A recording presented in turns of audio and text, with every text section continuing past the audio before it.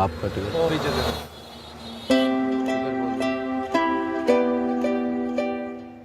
Madam जी ticket हो गया ticket madam ticket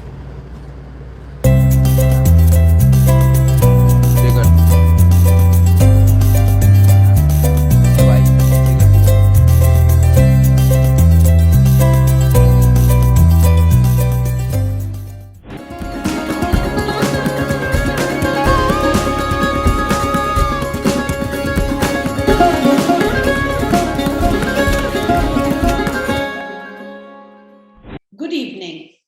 On behalf of Namita Gokhale, William Dalrymple, Sanjoy Roy, and all of our team workouts, we warmly welcome you to this session of JLF Words Are Bridges.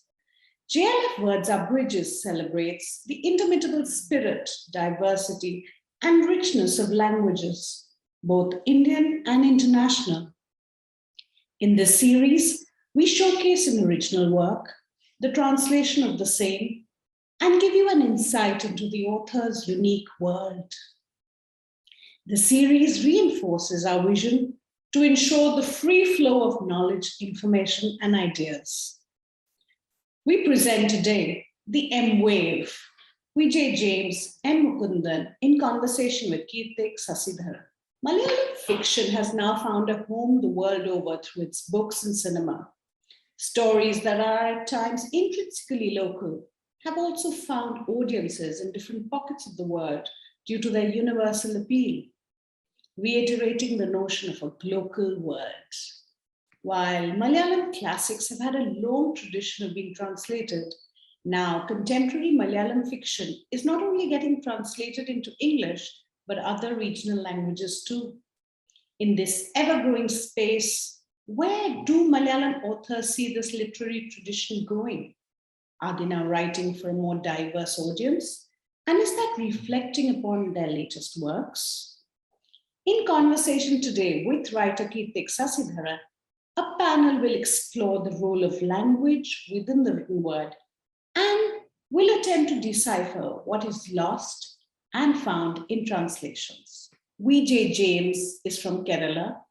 An engineer by profession, he worked at the Vikram Sarabhai Space Center and has been awarded the DC Book Silver Jubilee Award, the Malayalam Prize, O.V. Vijayan Award, the Thikasuri Award, Thopil Ravi Award, Bashir Purasakaram, Kerala Bhasha Institute Award, Kerala Sahitya Academy Award, and the Valayar Award.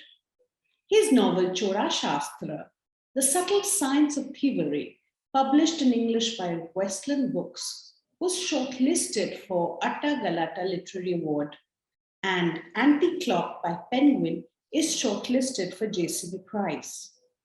Along with 6 story collections, his major works include Kuruppadinte Pustakam, Chora Shastram, Datta Peheram, Leika, Ottakalan Kakka, Nirishwaran, and Anti-Clock. M. Mukundan is one of the most reputed contemporary fiction writers in Kerala. He has to his credit 19 novels and 8 collections of short stories. His stories and novels have been translated into most of the major Indian languages and also into English and French.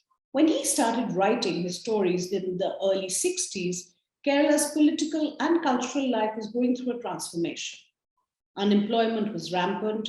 Cultural life had stagnated as the progressive literary movement had started decaying. It was in this socio-cultural scenario that Mukundan appeared on the literary scene in Kerala, publishing his early short stories in the prestigious Mathrubhumi Weekly. It is with the publication of his novel On the Banks of the Mayazi that Mukundan achieved mass popularity in Kerala. Over the years, Mukundan has been instrumental in helping Malayali readers develop new sensibilities with innovation in form and content of his fictional oeuvre. His novel Delhi Gathakal was published in 2010, and last year Westland published its English translation, Delhi, a Soliloquy. This novel has been shortlisted for the JCB Literary Award 2021. Mukundan has been conferred over 20 awards and honors, including the Sahitya Academy Award, the first crossword award for Indian fiction in English translation, and the Chevalier of the Arts and Letters from the French government. Keerthik Sasidharan is a writer living in New York City. Keerthik's works have appeared in various publications, including as a featured columnist at the Hindu newspaper and at Open Magazine. His first novel, The Dharma Forest, Volume 1 of the Dharma Cycle, was published by Penguin India in 2020 and longlisted for the 2021 JCB Prize. He's also a translator of poems and short stories from Malayalam, some of which have been published by the University of Iowa's International Writing Program. He's currently working on the second volume of the Dharma Cycle, which is expected to be published in mid-2022. The session today is supported by the JCB Prize for Literature. The JCB Prize for Literature is presented each year to a distinguished work of fiction by an Indian author. The prize aims to celebrate Indian writing and to help readers across the world discover the very best of contemporary Indian literature. We're delighted to start the session now. Ladies and gentlemen, presenting the M Wave, Vijay James, M. Mukundan in conversation with Keerthik Sasidharan. Over to you, Keerthik. Hello, friends. Welcome to this conversation with Mr. M. Mukundan and Mr. Vijay James, two of Malayalam and Indian literature's most luminous presences, who have written deeply perceptive works about life and emotions in the late 20th and early 21st century. And so this is a great honor personally for me to be able to talk to both of them. This conversation is not necessarily about their most recent and most celebrated two works, but rather an effort to sketch their impressions regarding where Malayalam as a language, as Kerala as a culture, and India as a society is, all of which is of course reflected through their own writings and writings of others that have influenced them. I hope to learn from them, from their words and wisdom, and I hope you will all enjoy it as well. I think an interesting place to start this conversation is obviously the fact that we are speaking in English, which of course helps their thoughts and ideas reach a much wider audience more quickly. But if we were to have this conversation in Malayalam, we would hear two different kind of sounds. Mr. Mukundan speaks a very North Kerala, with a North Kerala accent, and Mr. Vijay James speaks from a sort of a central Travancore or Southern Kerala kind of voice and accent. So their voices bring to us a lot of history, a lot of historical memory, and their own personal journeys through these things, through their lives. So I wanted to ask both of you personally, maybe we can start with Mr. Mukundan about your writing, which is obviously Malayalam of a very certain kind, a certain space, and which when it arrives into English, it is translated. So that it undergoes a sort of a double translation from your mind to Malayalam, from Malayalam to English. How does it feel to sort of go through this transition process, especially as somebody who's written for decades now? Maybe if you can help us understand. It's a pleasant surprise to hear my voice in English. It's my own voice, but so far I've been listening to my voice in Malayalam. But now, after the translation of the book, I hear my own voice in a different language. That's exciting. And the most positive side of it is that, now because of the translation, I have more visibility and I have a better readership because I am transcending the borders of the linguistic borders. That's very exciting. And well, that's it. But I was listening to your conversation, which included one of the translators, B. Fatima, and she said that her focus is often to render your Mahi or that Malayalam and the challenges of putting that into English. Is that something that you work actively on, or? That's a big problem because we all write in Malayalam, but as you know, there are different kind of Malayalams. There are so many Malayalams. So I write in one of the many Malayalams. That is my Mahi, Taliseri, that kind of Malayalam. And Right. James, of course, you'll be speaking and writing in a different Malayalam. Yes, yes. So I was lucky to have Fatima EVS translator because she's from my place, from Mahi. So she's familiar to our languages, Mahi language.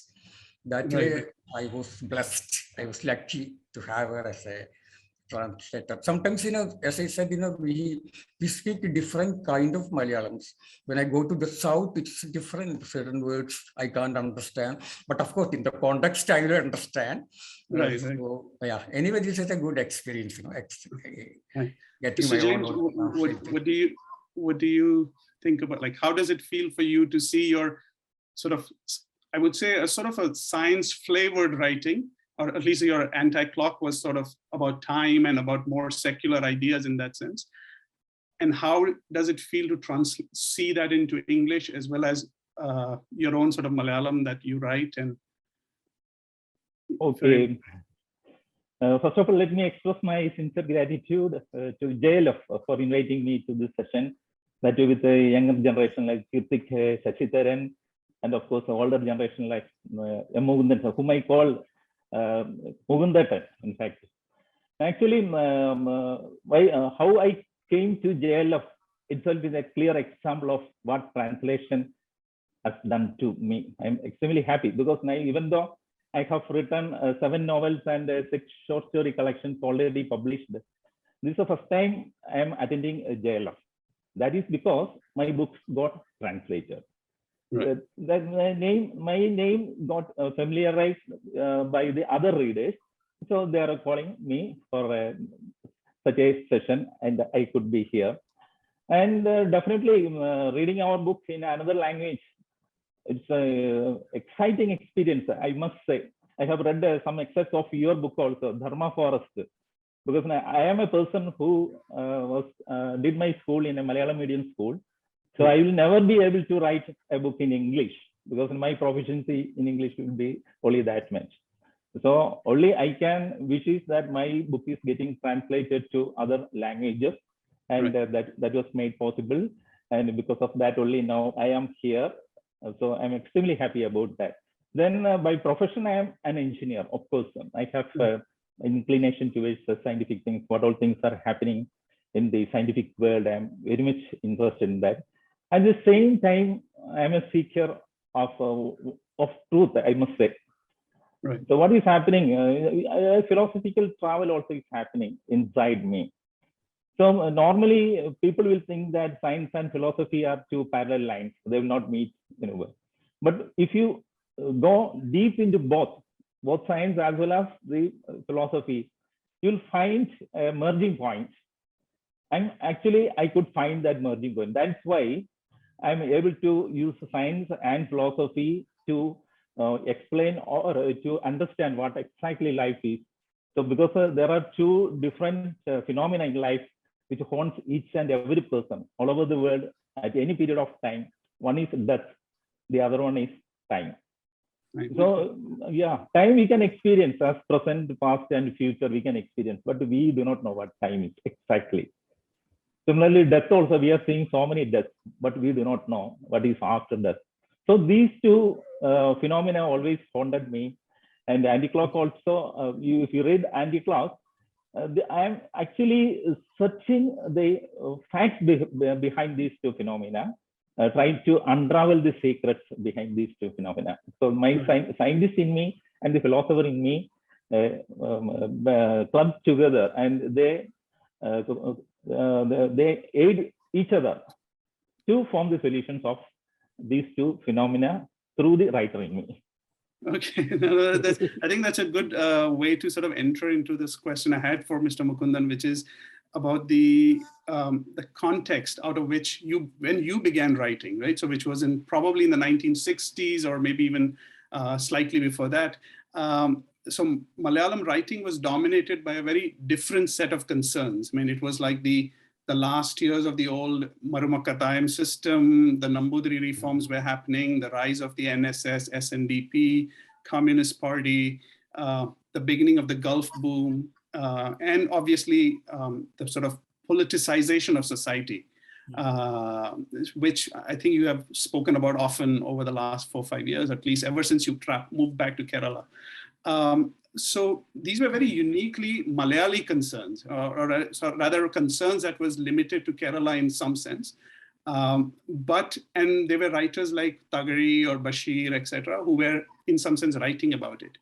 But as a young man, I read that you were starting to consume, if I may use that word, world literature. So Dostoevsky, Tolstoy, and so on and so forth. So when you were reading that, did you translate those novels into your Kerala context, or were you entering into their worlds and experiencing it? See, when I started writing, it was quite simple. I wrote very realistic stories about poverty and all that. And all these characters come from my own surroundings. So that was quite simple. But I thought that, that is not enough, because I was leaving, I started writing in turbulent times. In Kerala, for example, after the communist ministry was dismissed, EMS, Nambedkar's first communist ministry was dismissed, and there was a lot of disappointment, and this was followed by unemployment, and you won't believe how it was, everywhere the unemployment was rampant. Everywhere, you come across, disillusioned youth. So my attention was, suddenly it shifted from the very local issues to a kind of universal issues, because then, my stay in Delhi helped me, because I went to Delhi very early when I was hardly 20. Then whatever I have seen there, that was very shocking. So I thought, all the world is like Kerala, because I was living there for the last 20 years. I thought it is like that. The world is like that. That was a time when you don't have too much exposure to media, 60s. So I really, frankly, I believe that it's like that. But when I arrived in Delhi, it was unbelievable. The poverty, the disillusionment, disappointment, the people, young boys, painters, they were all taken to drugs. So it was a disturbing world. So I started writing about that. Then I thought that, simply writing is not enough. I should have sort of a philosophical kind of foundation to that. Not just describing what I come across, that is not enough. So that is the time I started reading Sartre, and immediately he attracted me. I don't say that, I could understand thoroughly Sartre, because it's such a complex universe. But there are certain things which appeal to me. For example, I take my responsibility in my own hand. I can't blame anybody else. This kind of things fascinated me. Right. So knowingly or unknowingly, I don't know, this existentialism seeped into my writing. It was there. It became more and more visible from time to time. So James was saying that, this is the time he is using philosophical, thoughts, but this is something which I did long ago. Now I discarded that. But I thought that, overburdening one's work, writings with philosophical ideas, that is not good. So slowly I try to get out of the influence of Sartre, and beyond that, from the influence of philosophies. So then by the time the world has changed, Delhi has changed.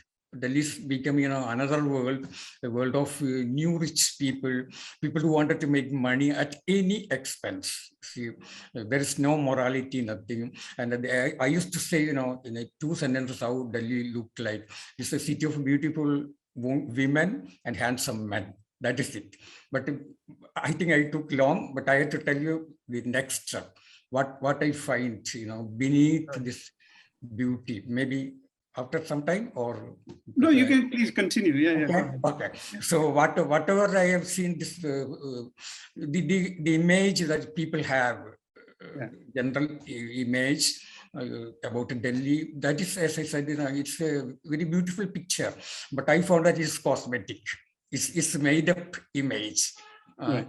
So beneath all these things, all this beauty, there is poverty, there is filth, there is starvation. And those days I started wandering, in Delhi. Whenever I get time, I had a lot of work in the French industry, but still whenever I got time, I used to wander. And I think that wanderlust is very good for writers. So I came across poor people, starving people in Juma Masjid area, Govindpuri and all that. That is a very somber and dark image. So I thought of writing about those people, not the other handsome men and beautiful women. This is how my novel is born. Well, Right, I can right. explain more, but I think we have sort No, of time. I think that's a good point about this disjunction between that which is visible and that which, when you go look, so it's a distinction between looking and seeing in some sense. So that's a good way to sort of segue into this question I had for Mr. James about one of the interesting things, if you look at world literature, or particularly say Chinese literature over the last 3 to 4 decades, is that from around 1970s to about 2000s, their novels were largely about family, about isolation, about social realism, and so on and so forth. Mm-hmm. But somewhere in the early 2000s, they start becoming economically rich, becoming technologically powerful. There is a very strong science fiction / science in their writings starting to appear. Mm-hmm. While in Indian writing, or even both Indian writing in English and obviously various languages, my general impression is that science is only used very rarely, like in your books, in a very sort of deep and profound way, but otherwise it is just a tool and an implement to move the story here and there. How do you see this transformation of, or the usage of science in Indian writing? Is that possible? Is that going to happen, or is it happening?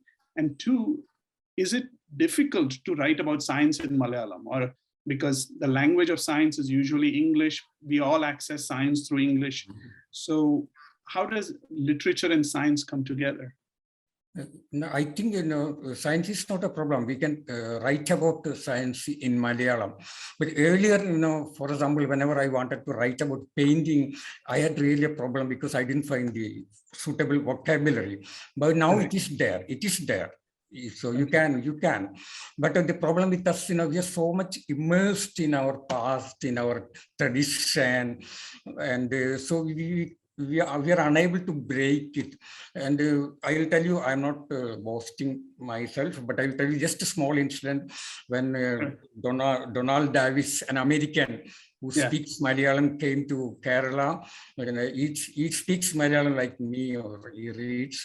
And he told me that your problem, writers in Kerala, the problem is that they are trapped in their own tradition and this kind of parochialism, And he said, you have been able to break it.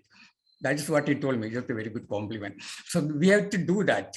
Right. But then, but the readers' sensibility is not changing now. What they want is really Indian, not Malayali, but really very provincial kind of writing.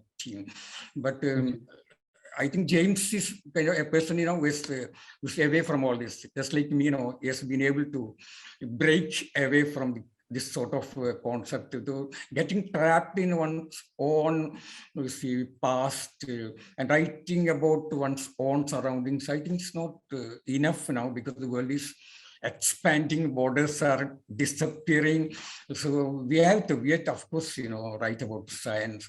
It will come out. It will come out in Malayalam. We have very good writers, an array of brilliant writers, and James is one of them, like Benjamin, Harish, Ramakrishnan. They write very well. They have the kind of new perspective. So I think the literature in Malayalam will change very soon, and these are the young writers who are going to bring about this changes. Well, I belong to the earlier generation, with my age and experience. I try to be with them. To be with them, to remain in the sort of chaotic literary turbulence that you can see in Kerala. By the way, I have been reading your column. regularly in Madhubhumi. Regularly. Yes, yes, great work. I wanted to tell you that in the beginning, but it's wonderful because it opens up a I'm lot glad. of I'm ideas. most grateful you read it. I have not read your book, Dharma Forest, but some excerpts I could read. Very well written, and it aroused me curiosity to read the entire book. It's coming in the trilogy. I hope it doesn't disappoint you.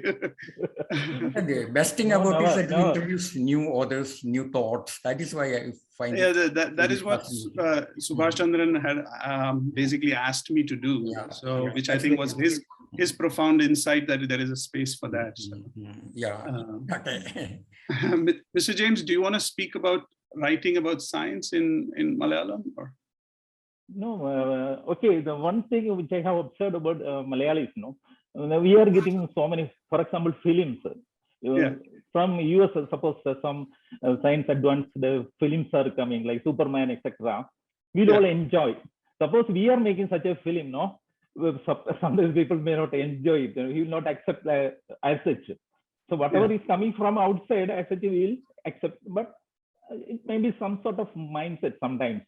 But it will get changed. The way science is advancing, definitely. And I think our Indu Goban, he has written a very good book, ICE -196 or something like that. It's a science fiction only. Fiction, okay. Yes, that's a good book. Like that, some books are there, but more and more science fiction have to come. In future, definitely it will come because cutting edge science based on that, definitely new books should come. Because it should come from the new generation, because they have born in the scientific world where the science has developed too much. In that world only they have born, and they have a different type of literacy itself, scientific literacy or something like that we can call. Now they don't have to learn that need not write, because everything is already custom made, and he can just like strike the key and he can take the letter as such. So everything is there with them. So from them, definitely in future, I expect more and more science fiction, such types of books will come. That is my expectation. No, I hope you both right. Mr. Mukundan, one quest thought, or rather sort of historical thing I had was when you arrived into Delhi, and when we look back, they were your contemporaries. There was O.V. Vijayan also in Delhi. There was, I think Anand was in Delhi. VKN was in Delhi. So if you take these four of you together as a sort of a group, if you want to call it that, you approached life in Delhi in different ways, obviously, naturally. But what from my perspective, the way you both all approached was you were outsiders looking into a society, and each of them took a different way of describing that society. So O.V. Vijayan may have been sort of metaphysical and macabre at the same time. Anand is a sort of very critically intelligent narratives. VKN is this purely irreverent Payyan Kadagal kind of persona. And then there is you, who is a deeply humanistic approach to Delhi. So obviously in the writing of Malayalam literature's history, Delhi has a space, or has a formative space, which I suspect at this present point, there is no such city or no such geography that affects Malayalam writers. I mean, they're all doing their own thing, but a space itself does not mean much. How was that outsider status, for you as a writer, which is very different from the other Malayali experience, which are all the IAS, IFS, right, in Delhi at that point. But you were this group of outsiders who were looking into that society. Can you speak a little bit about that? Or? Yeah, I think it helped me a lot. If I stayed in Mahia in Kerala, I would have written in a different way. Just because I happened to be in Delhi, especially at that very decisive period in Indian history, when everywhere all over the world new things are happening. So I was lucky to have been there at that time. And we were a really very an intimate group, Vijay and me, and especially Vijay and me and there were that time Kakanadan was there, Right, right. and there's a poet Cherian K. Cherian. Now he's in the USA. So we were all, a small group, and even we used to meet very often together and exchange ideas. And Kerala Club, that is the place where we used to meet every Friday, Friday evening over a cup of hot tea and vada. So that was a very interesting period. We exchanged so many ideas. And Vijayan he was like, for me, he was like a guru. He was a little older than me, but he was the most learned man. And at the same time, he's really, really creative, 100% creative. His mind is so creative. He talks about other things. He writes, he analyzes politics and all that, but he's a creative person. And I also wanted to be like that. I mean, to be creative, much more than being intelligent or intellectual, to be creative. And Delhi helped. Delhi is a kind of city, the city itself is creative. So there is a saying in Kerala, if you want to be a writer, go to Delhi. So like Vijayan and Kakanadan, you can become a writer one day. So it matters where you are, where you belong. That place decides what you write. As I said, if I remained in Mahe, my writing would have been different. And if I was not born in Mahe or somewhere else, I wouldn't have written my famous novel On the Banks of Mayuri. I wrote it just because I was born there. I grew up there. So where you are, where you belong, it influences you. This is what happened in my case, Delhi. If I was at that time in Mumbai, I would have written about Mumbai, so not Delhi. Anyway, it was a wonderful time. We were all together, but now it's one by one, everybody has left and there is nobody there. Anand has come back, Sasidharan is going to come back. So finally, all of us, we are back home. So we don't know what kind of changes it will bring. All those who wrote, do you feel this, despite coming back to Kerala, there is your sense of outsiderness which was there in Delhi is still something that you experience even while being in Kerala? Yeah, it makes a big difference. When I came to Kerala, the big difference was that in Delhi I was speaking 4 languages. In Kerala I speak only 1 language. For example, in Delhi, every day for about 8-10 hours, I used to speak French. And when I come out of the office, when I meet non-Malayali friends, I used to speak in English. And when I go to market to buy vegetables, I speak Hindi. And at home, I speak Malayalam. So now all these 3 languages have disappeared. Only Malayalam remains with me. That is the biggest change I have felt. It's kind of that multilingual personality which I was, and I have lost that. But in a way, it's good. In my age, I think that in an old age, it's better to come back to the roots, because you have that is your home. You are protected. Everybody knows you. So that kind of feeling I have. So. No, well, I think this question of roots is very good because, Mr. James, you obviously belong to this, as Mr. Mukundan said, to a generation, a younger generation from, I suspect, who began writing in the sort of fully in a sort of in a serious way in the 1990s or 2000s, and that's a generation that has Subhash Chandran, Unni R, K.R. Meera, T.D. Ramakrishnan, and Santosh Chikana, many such people. But an older generation typically had very strong and stable sort of concerns or polarities that they worked on. So they were like, one was about search for roots, and the other is about the loss of roots themselves. So you have MT's Naligattu or Kuttiyerthi, etc., while you had Kasak, etc., on the other side. So there were 2 different distinct polarities in play. But this younger generation, does it have such a similar sort of primal concerns about what their writing is about? Or is it each one is experimenting with their own thing and then we will see where it goes? Or is this an age where no such themes can be discovered?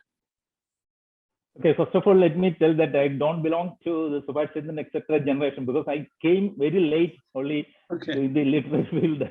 Even No, though I my meant in first the age, perhaps. Yeah. okay. Even though my first book came in 1999, I started Okay. it 12 years back itself. I started writing it. Yeah. As you told, I started writing by reading books of Mukundan, Obi Vijayan, etc. Because they were our role models when we started writing. Okay, as Mukundan told, and he was telling the place where you belong, that decides what we are going to write. That he told. Basically, I'm an engineer, but it so happened that since I was a scientist in Vikram Sarabhai Space Center, just because of that, I could write 2 novels and many stories. Because now, how it happened? No, I have written a novel named Chora Shastra. It was published by Westland Books. Chora Shastra, the subtle science of thievery. Actually, I was not knowing anything about thievery. Whether such a science, text like that, right? Yeah, such a science was existing in our ancient India, and one text was there, which is called Chora Shastra, written by an Acharya called Kanaka Shakti. This information I got from our library, VSSI library, when I was referring a technical book for my official related purpose.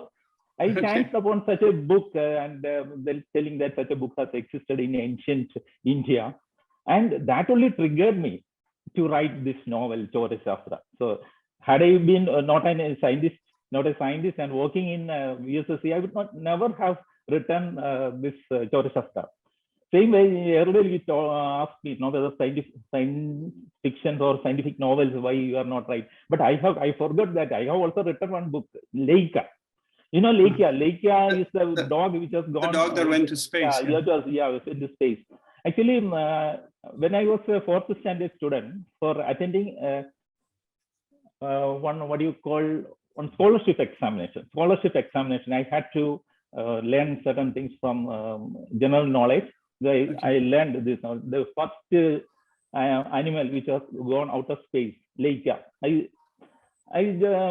For the purpose of this scholarship exam, I learned it, and that question has come. I have written the answer. I got the mark. Okay, scholarship also I got.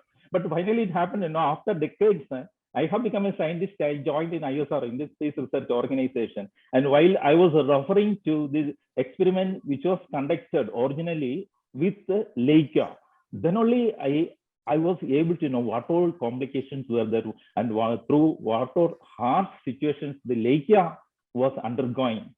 That again triggered me to write a novel called Leica. The science as well as the philosophy and the agony and the empathy, all these things are there. From my writer's point of view, when you look at the experiment, I'm not seeing the experiment or science alone. I am seeing the Leica, the dog, which is sent outside, knowing that it will never be brought back. So that aspect only is triggering my mind and forcing me to write a novel called Leica. So, like that, for each individual writer, the thing which prompts him to write may be different. It may not be losing the roots. Okay, one generation might be having such a feeling, but another generation, it need not continue, because now when new generation comes, their problems will vary. Only thing is that the emotional world will be same.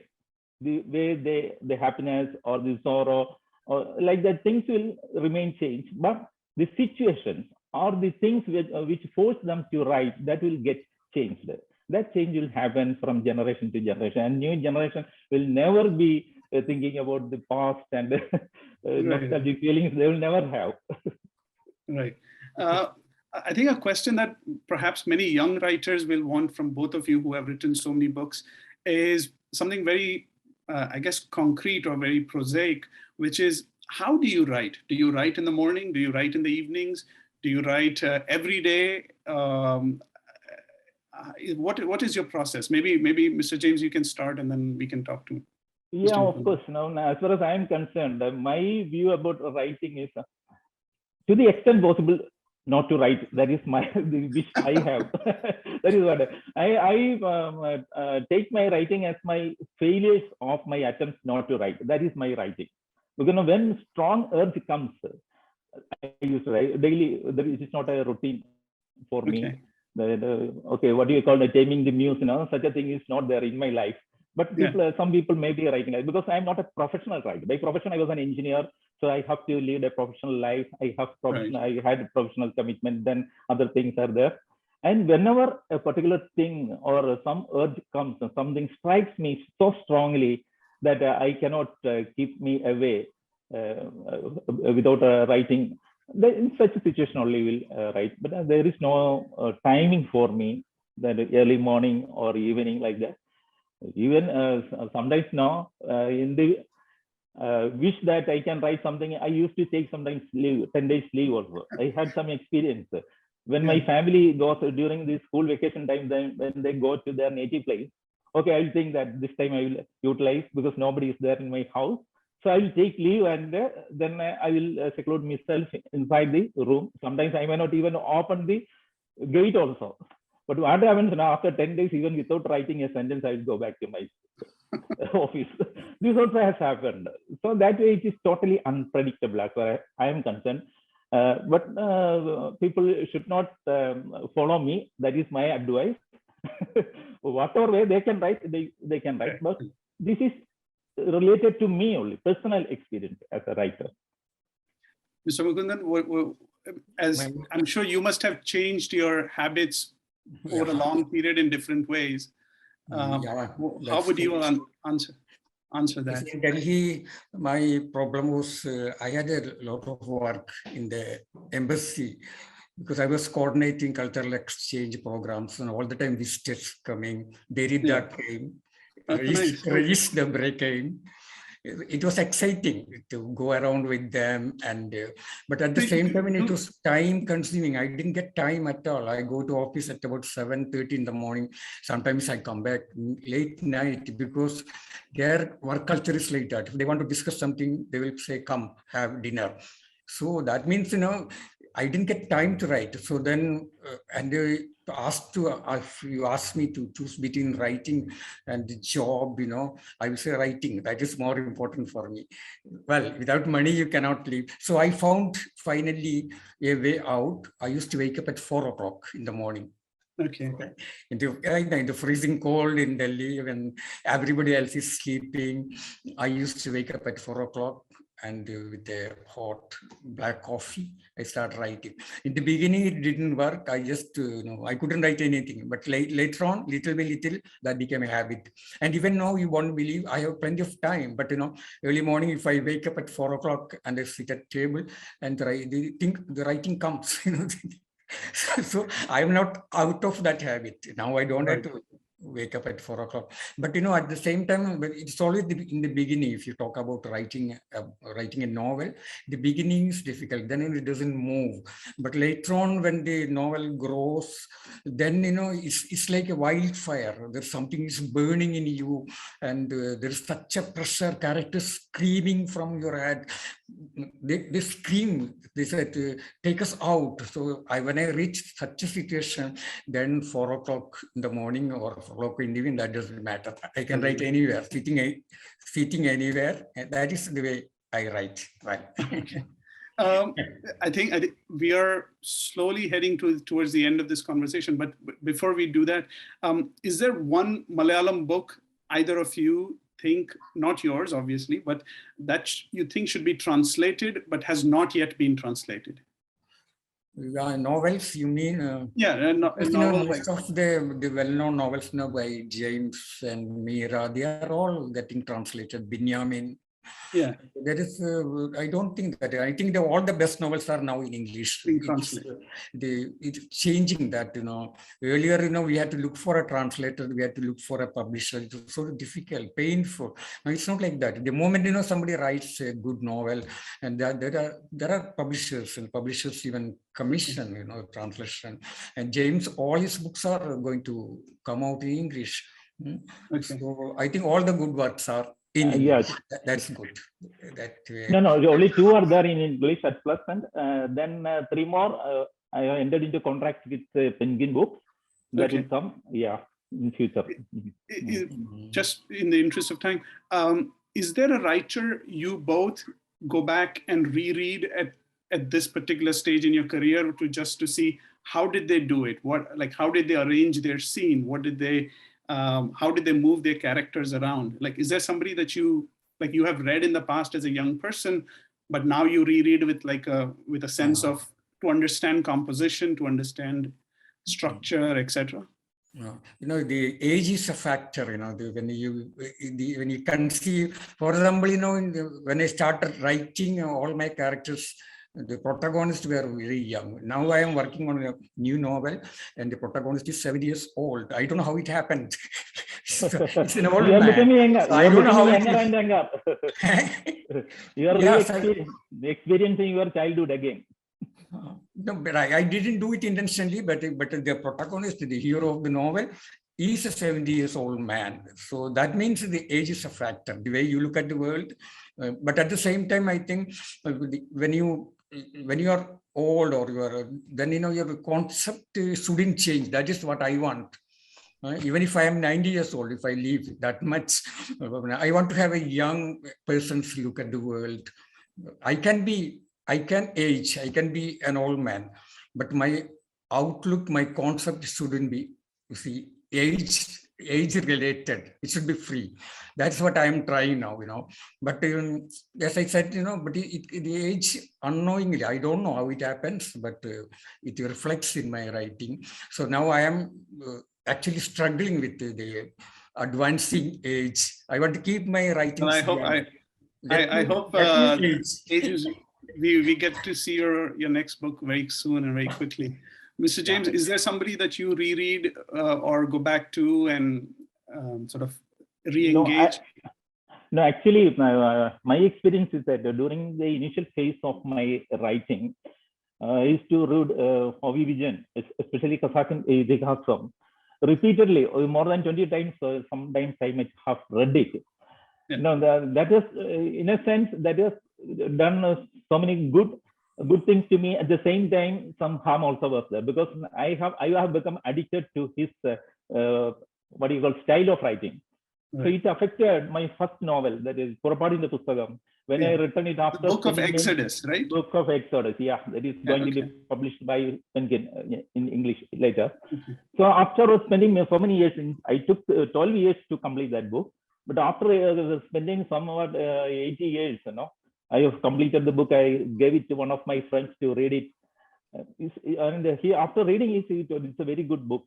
And in this book, 90% is Ovi Vijayan and 10% is that is it all. Not the story or something. That is style which I used. Because now I was that much obsessed to the writer. Then I was totally disappointed. Because I took him as my Atma Guru, Ovi Vijayan. Then what I did is I started rewriting it again, and it took another 4 years for me to completely, because those times I never used to read even a single sentence of Ovi Vijayan, even though I like him very much. And I had to escape from the clutches of my dearest guru.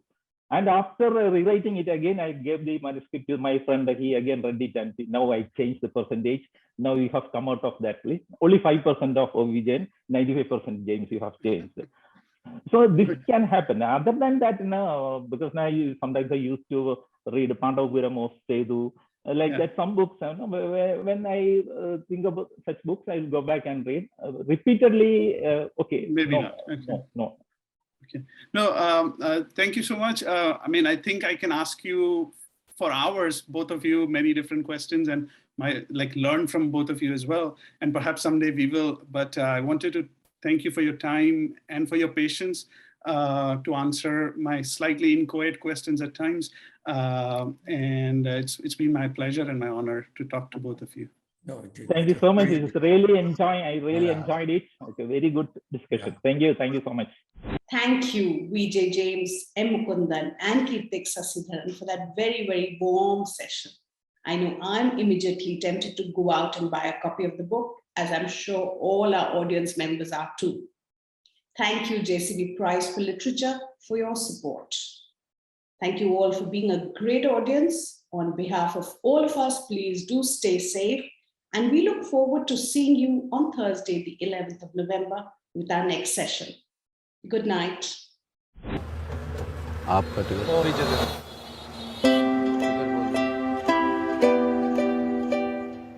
Madam ji ticket हो गया। Ticket madam ticket